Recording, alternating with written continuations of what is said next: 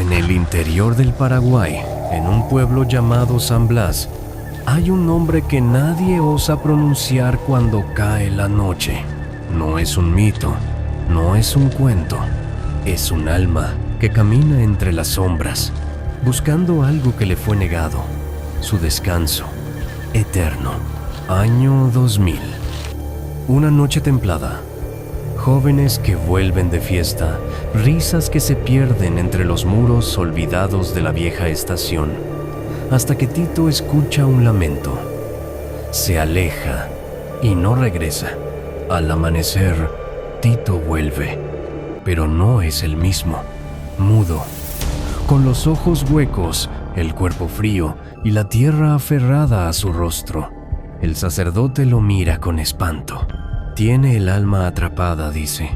Don Lorenzo, anciano de memorias profundas, rompe el silencio. Allí mataron a un soldado paraguayo en la guerra, uno de los nuestros. Lo llamaron traidor. Lo mataron sin cruz, sin perdón, y ahora busca justicia. Los signos se multiplican.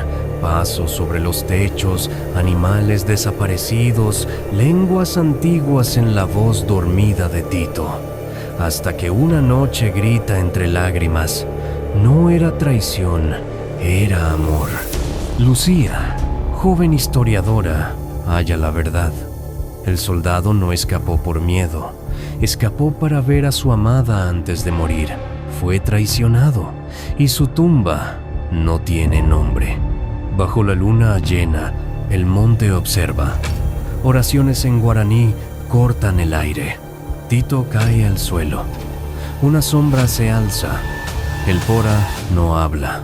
Se inclina ante la cruz y por fin llora.